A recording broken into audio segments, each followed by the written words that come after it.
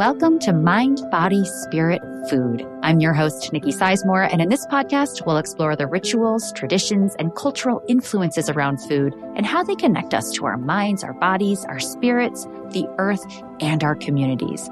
This is a space that's dedicated to bringing more presence, ease, and joy into the process of feeding ourselves. Let's dive in. Welcome to episode 7. This was a really special and powerful episode for me because I speak with my spiritual teacher, Natalie Deeb. It's hard to describe what Natalie does, so I'm going to let her do that for you in the episode. But she's a shamanic practitioner and teacher who draws from CranioSacral therapy, visceral mobilization, somatic emotional release, and vibrational medicine. In today's episode, we talk about the sacredness of our physical bodies and the foods we eat. When we were recording, I kept jotting down notes because there are just so many beautiful moments of wisdom. So if you're anything like me, you might want to have paper and pen handy. I think this episode is going to open your perspective as to how our bodies are truly our sacred vessels, how cultural conditioning can cause us to forget that, and how we can relearn trust in ourselves. Natalie also offers tips on how we can better communicate with the foods we eat to bring us more harmony and balance.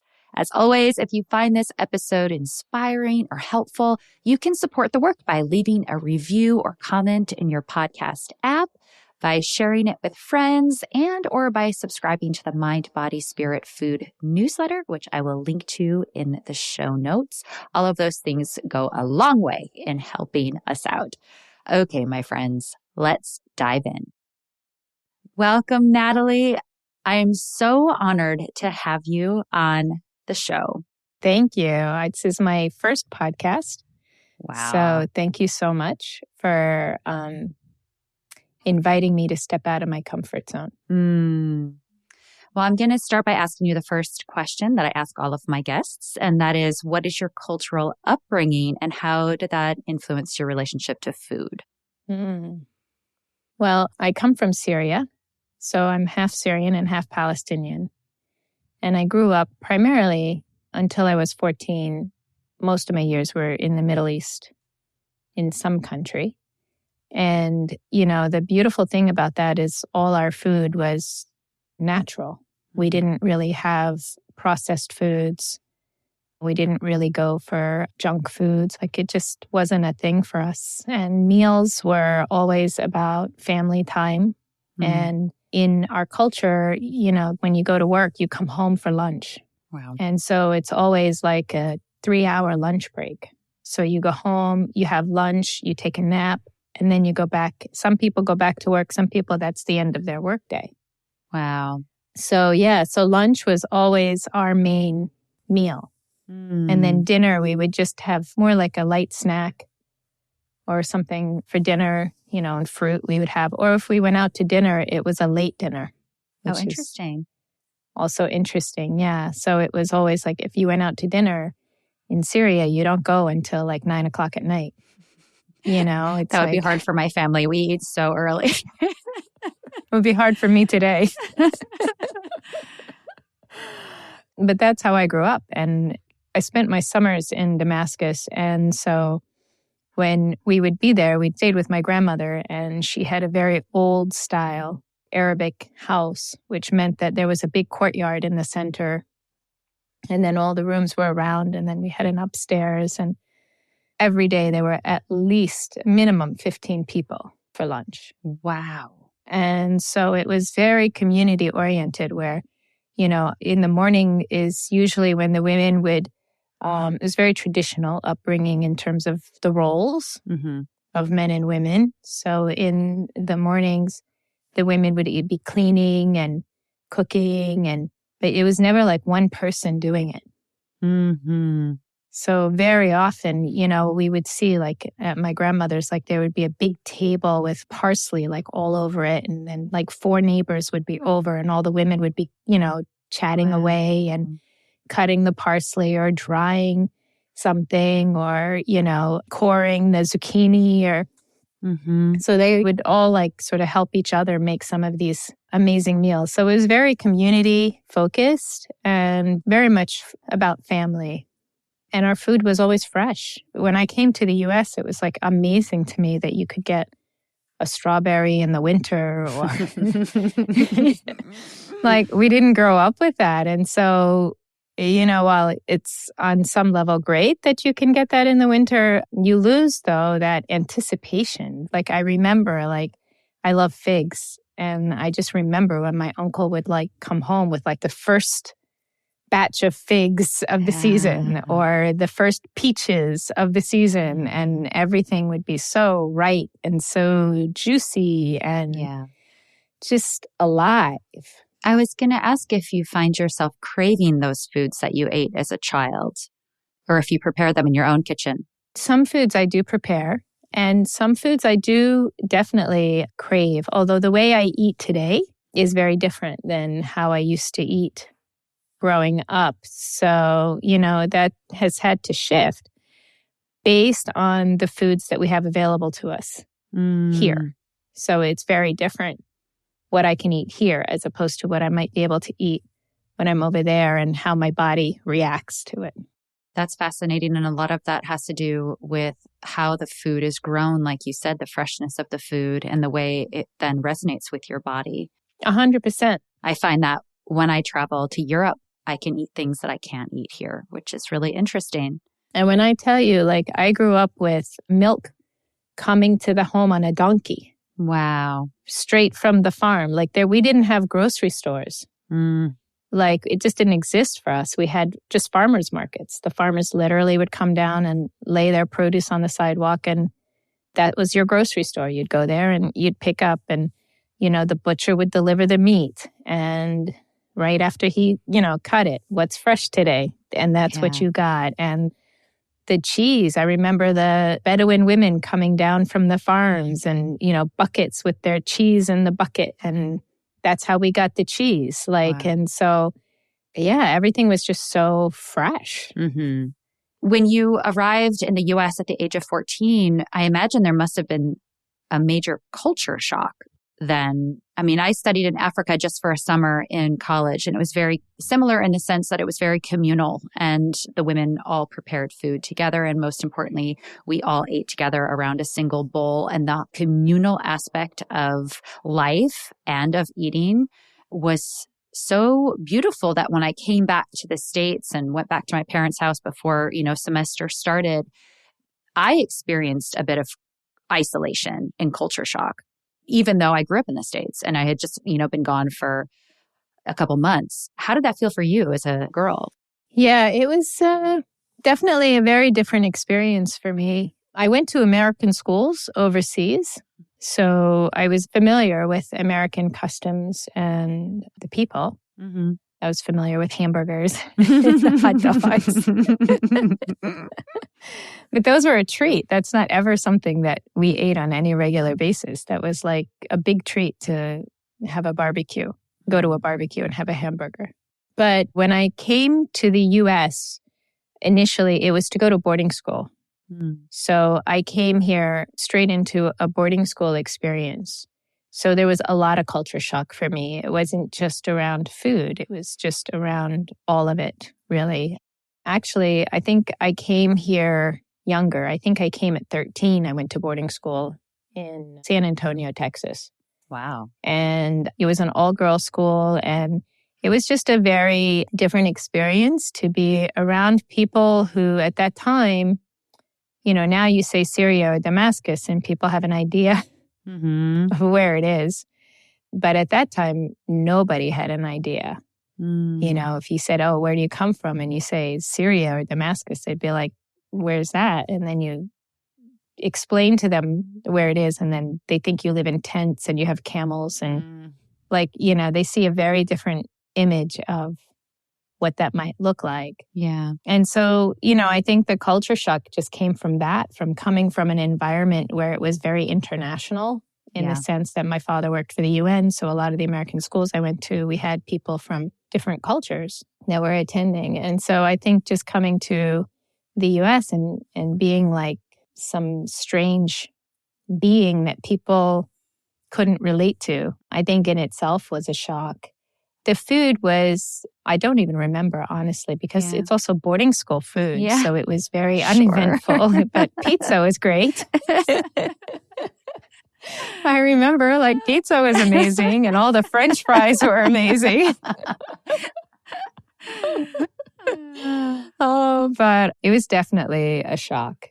And after I spent a year in San Antonio, I actually ended up moving to Cyprus. Oh. And I went and did a year in Cyprus, which for me was a little bit more of a refresher because it was back into more of an international community. And the people who were in the American school in Cyprus had parents in Saudi Arabia and, you know, the Middle East. So they sort of, I fit in better. Yeah. I want to kind of jump forward a little bit.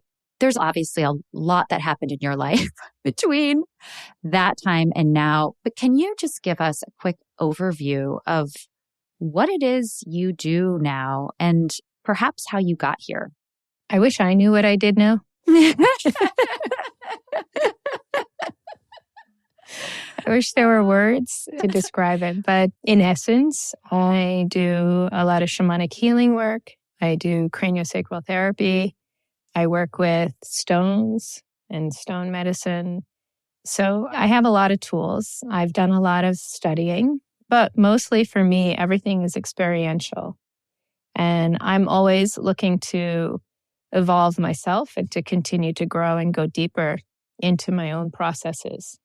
And I do that for myself, but also the deeper I go, the more I can take my clients. Mm-hmm. So ultimately for me, the work is to be present with the people that I work with so that I can tune in to what they're really trying to convey and what they're really looking for, which may not be what they're actually saying. Mm-hmm.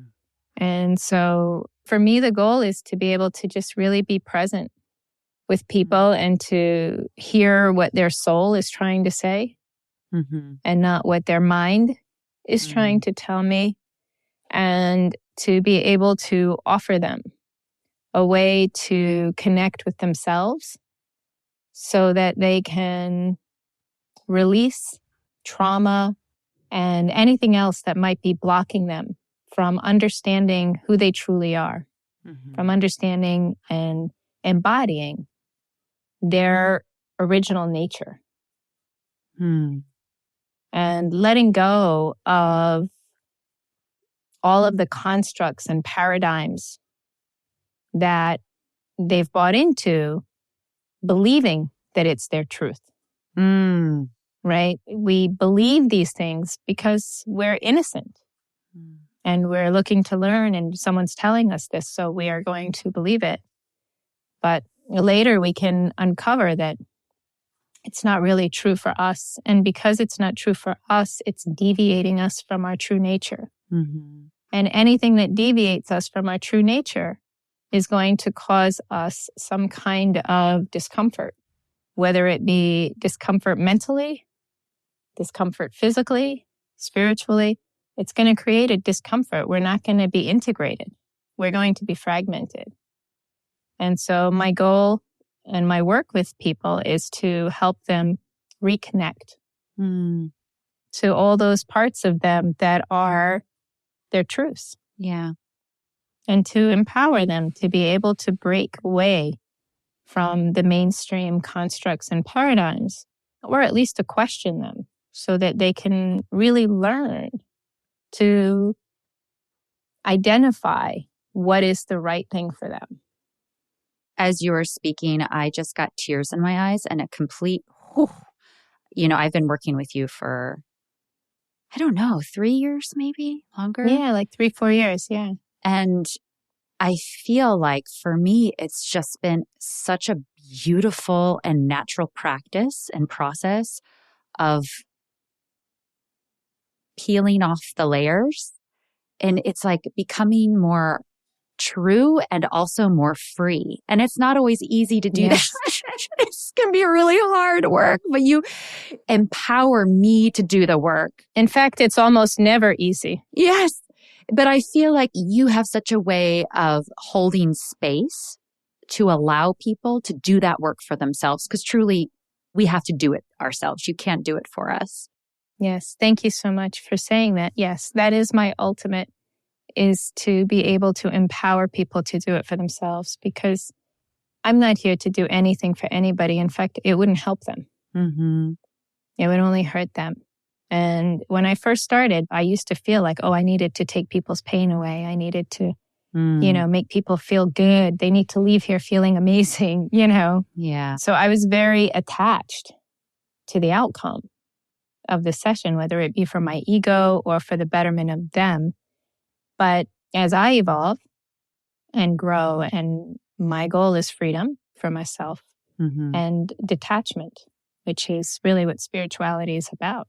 It's about learning to detach and letting go. And so as I continue to evolve and that becomes my practice, I'm no longer attached to the outcome or anything for my clients, except that I just really want to feel like they feel empowered. And sometimes it's challenging.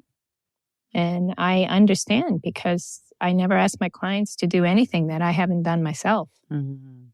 So I understand, maybe I haven't done the exact same thing, but I've had to make difficult changes in my life. I've had to, leap off of cliffs to see where I land.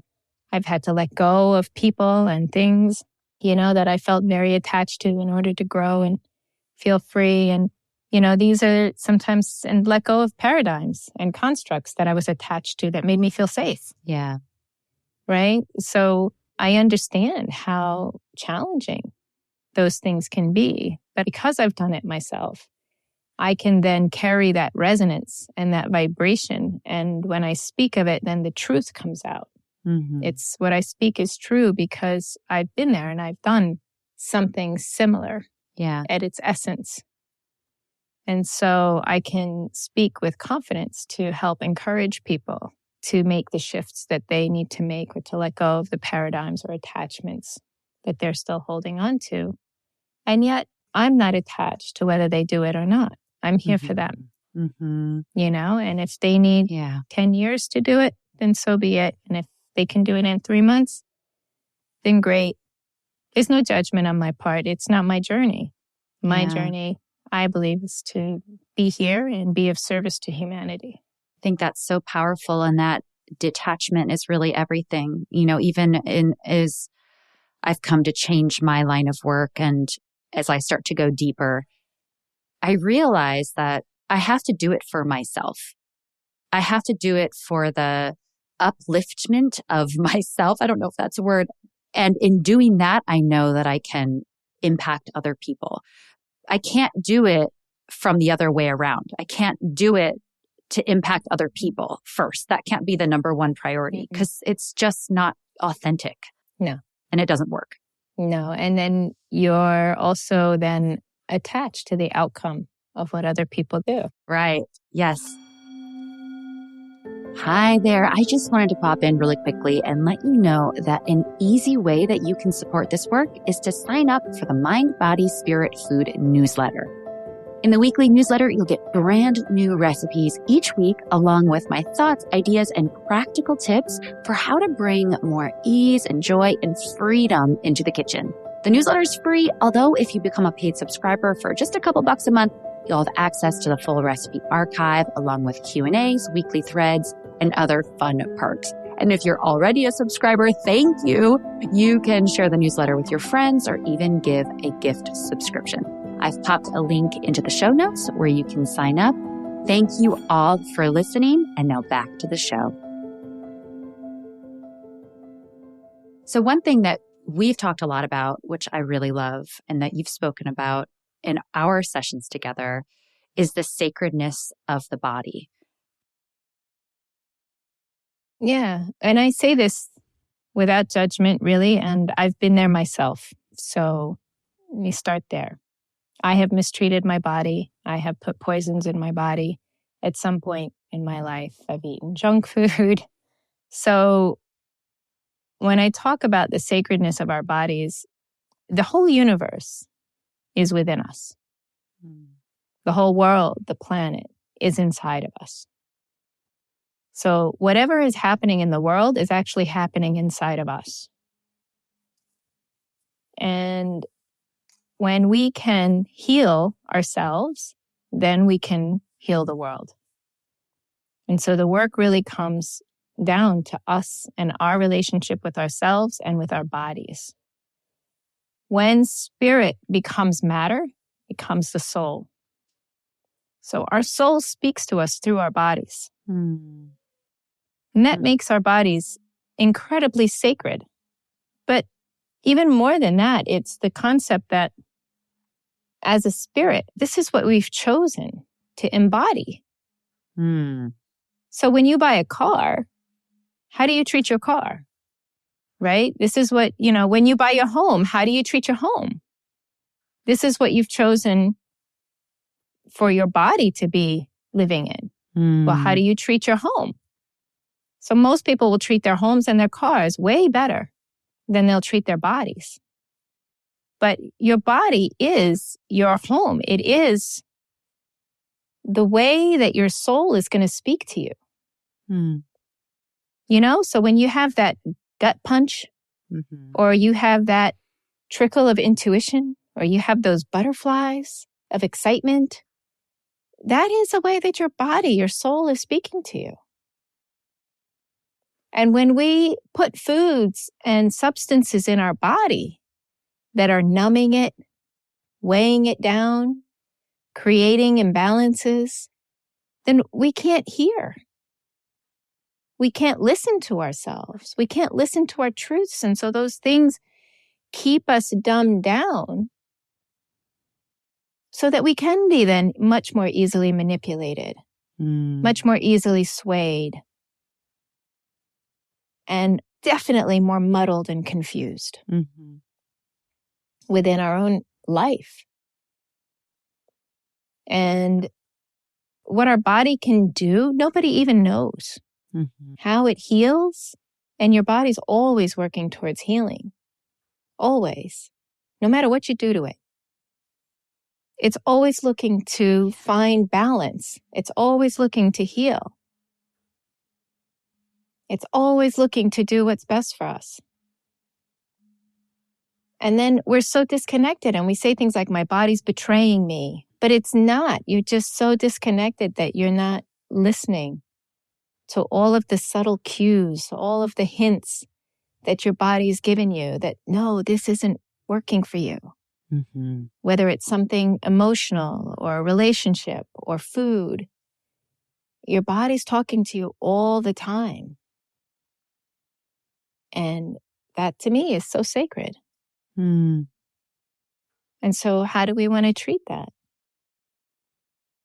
And we've become so disconnected. And I too. It's not like I'm pointing the finger at everyone else. Me too. And our world creates this environment that perpetuates for us to be disconnected from our bodies. It's set up that way, right? It's set up so that we're always on the go. Eat fast food, eat while you drive. Yeah. It's like we're always on the go. We're always rushed. There's always a stressor. The news is always a stressor. Yeah. There's such an overload of sensory input that I don't know if you could truly be embodied and be tolerating all of that sensory input at the same time. You go to a mall, you go to a movie, it's so loud. It's like everything is so big, and even if you look at restaurants here, like how many people say, oh, that's a great restaurant. Their portions are huge. Right? It's like, well, is that what makes it so great? That the portions are huge?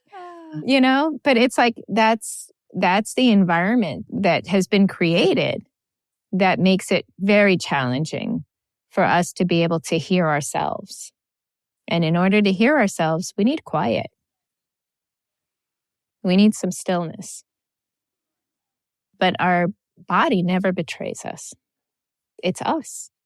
It is a part of you. So it's not betraying you. It's talking to you.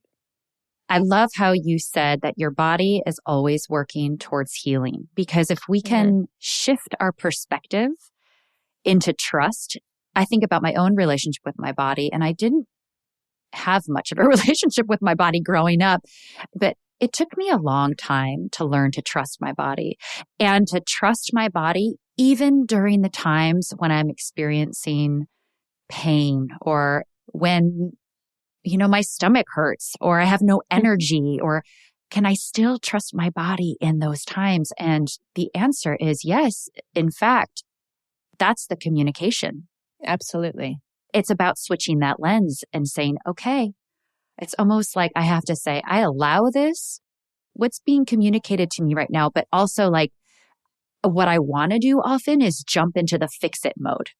Okay, my stomach hurts. All right, let's see if we're going to cut out this and this and that. And oftentimes I just have to sit with it. I just have to let it be what it is and trust. Exactly. And Nikki, it's also that fix it mode is part of our world environment in the sense of it's that notion that we always need to do something. And when you're raised in an environment where Western medicine is predominant, it's also the notion of if something is wrong, then we need to fix it. We need to take this and it'll go away, take this or eliminate that and it'll go away, right? But rather, there's so much that we can learn from just being with it. And that's where we need to take that pause in everything that we do, not just in that, but just to take a pause and a breath and allow things to reveal themselves to us. Rather than feel like, oh, we need to immediately heal this or make it better. If I have a stomach ache, maybe if I sit with it long enough, I'll understand where it's coming from. Maybe I won't need to try this and this and this and this. Maybe if I just sit with it, it'll come to me exactly. That one thing that I need to eliminate. It goes back to that stillness, to cultivating that stillness so that we can sit with our bodies and listen to our bodies. Yeah, that's what I'm learning. Just to be still. In your personal life, are there some practices that you can share that bring you into closer communication with your body? Yeah, meditation, connecting to your breath, just sitting and connecting to your breath and, coming up with a form of breathing exercise. I study with a Taoist teacher, Master Jeffrey Yuen. He's an 88th generation Taoist priest, and his mission is to spread and teach the true essence of Chinese medicine, classical Chinese medicine. There's breath work you can do where you sit and meditate and you breathe in for 5, breathe out for 10. When you double the exhale, it activates the parasympathetic nervous system. And to me, I feel that the breath is what connects us to the immaterial and the material. So, as we breathe in, we're taking in the air and we're bringing it and we're embodying it. It's becoming material in our bodies. So to me, that's a very powerful practice to just sit and focus on some form of breathing, whether it's box breathing, breathe in 4, hold 4, breathe out 4, hold 4. Sometimes the most simple meditations, the most simple exercises yield the most effects. Yeah. Right? But the key is consistency. Yeah. And I've just recently learned this. Just consistency, doing the same thing, the repetition. I have my wonderful beloved, who's an acupuncturist, shaman, and Taoist practitioner. His name is Paul Alexander, and he would tell me that his teacher used to always tell him that repetition forces the magic to rise. And I really believe that, and I've experienced it. When we take a practice and we do it here and there, whatever, yes, it's going to be effective, but we're not really getting its true magic. Yes. We're not getting its true potential. But when we actually commit to a practice, and in Taoism, they always say 100 days. So when we really commit to a practice and you do it for like 100 days, right? Now you're going to really start to see the magic. You're going to feel the magic of what that practice has to offer. And sometimes it's the most simple practice. Yeah. People will sometimes be like, I want something more complicated, more. more. But why? Why have more when you can do it with so little, with such a little practice? This is my own experience over the past year. Sometime last year, I started breathing. And I do this every night. I've shared a little bit about this here on this podcast, and I intend to share more.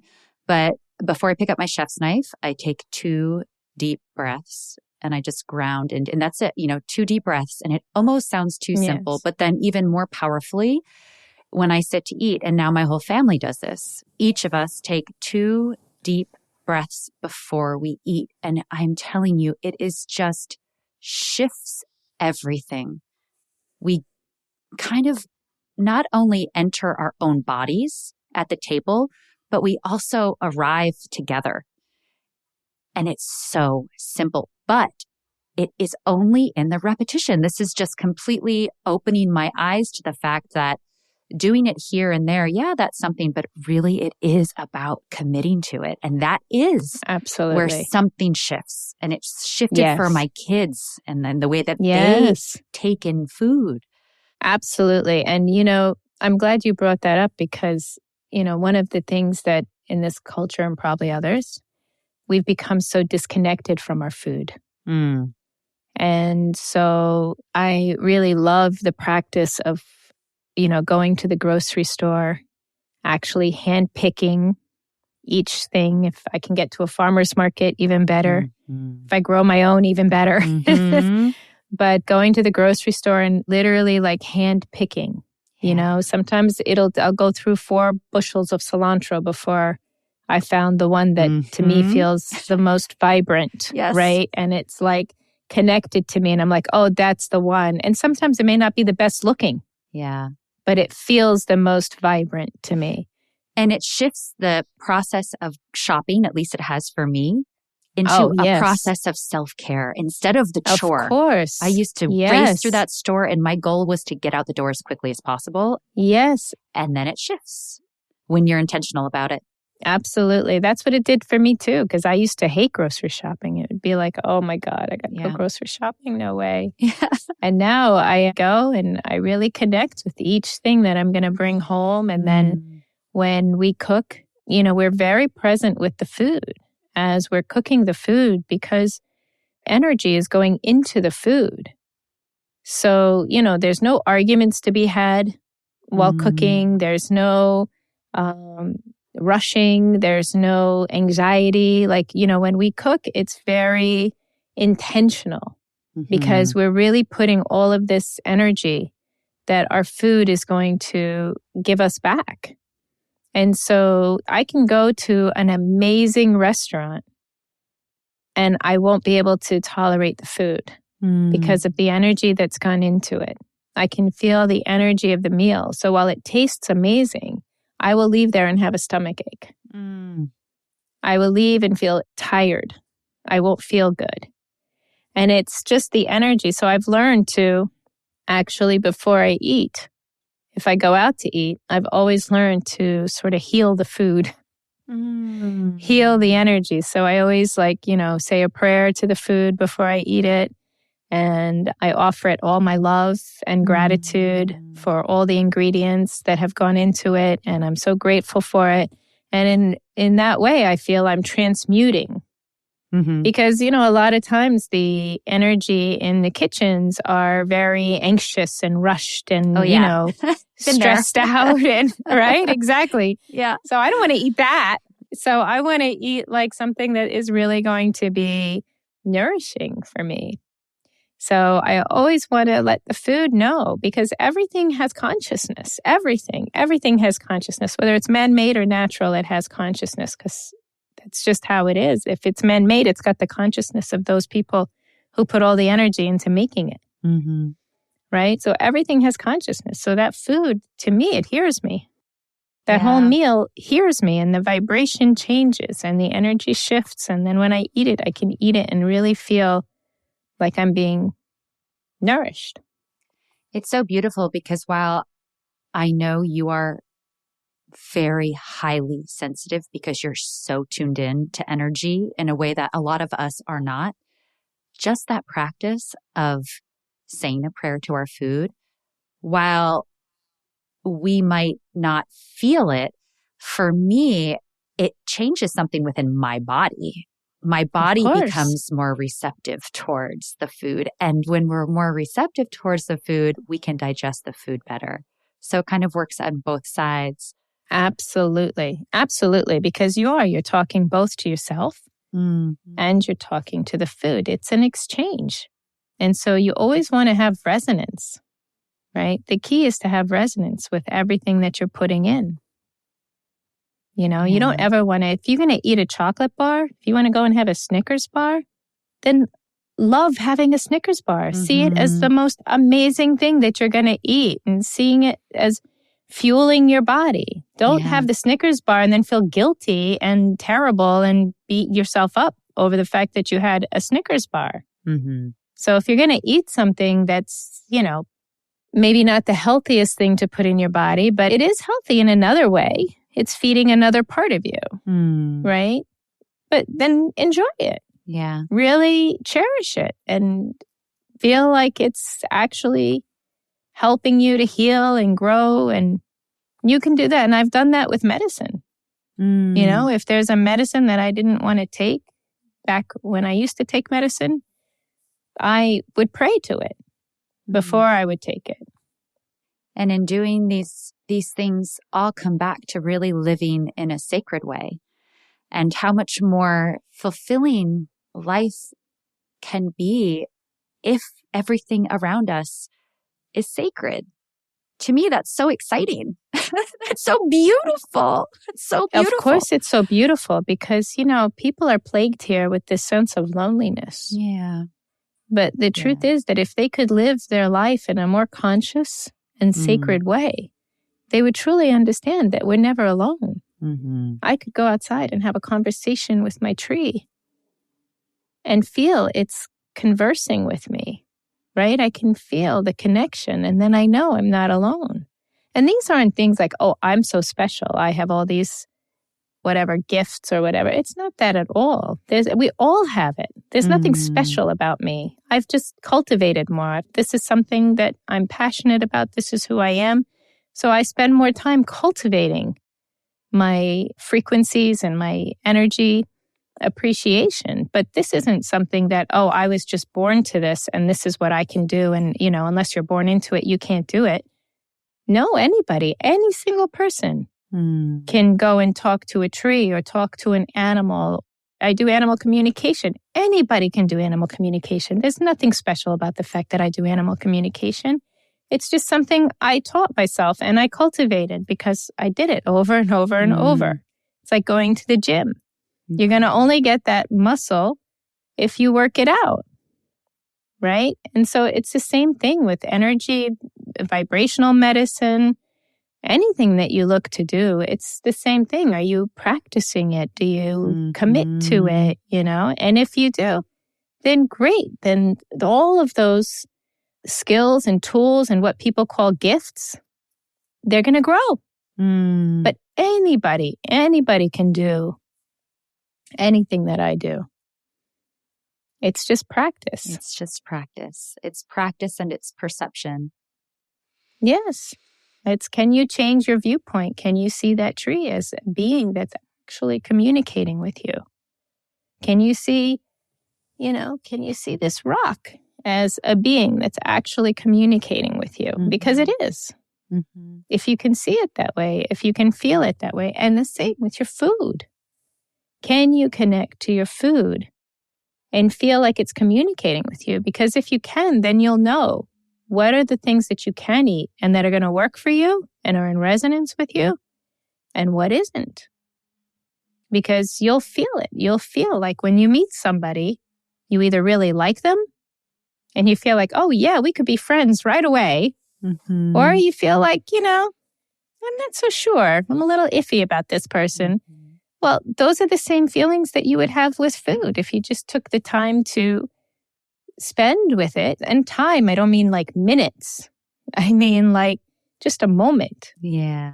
Of like looking at it and being like, I'm going to have that eggplant today. That feels really good. Yep. That's what I'm going to eat today. Then you're eating intuitively and you're listening to yourself. I could talk to you all day. And I can't wait to have you back so we can dive deeper into other topics. But for now, I'm going to say thank you. There were so many beautiful teachings during this conversation. And I think people are going to walk away with a wider idea of what it means to be sacred with themselves, with the universe, and with the foods that they eat. But I do have one last question for you. And this is just a fun one. And I ask this to all my guests as well. It's your last meal on earth. I'm handing you a plate. What would it be? Without any repercussions? Without any repercussions. A hamburger and French fries. That is not what I thought you would say, and I love you for it. I'm a complicated person. And that's why I love you. Yeah, absolutely. I mean, the taste of an amazing hamburger and French fries, a cheeseburger to be exact, and I don't eat dairy. But a cheeseburger and fries is, for me, like just such a comfort. It's such a comfort meal. Well, thank you, Natalie, from the bottom of my heart. Absolutely. Thank you so much. I so appreciate you. Until next time. Thank you so much for listening. If this work resonates with you in any way, you can support it by leaving a review or comment or sharing it with friends. Also, you can sign up for the newsletter, Mind, Body, Spirit, Food. And by becoming a paid member for just $5 a month, you help fund this entire project. Thank you so much to all of you who are already subscribed, especially to those paid subscribers. This work could not happen without you. I'm Nikki Sizemore, and as always, remember to nourish yourself with intention and love.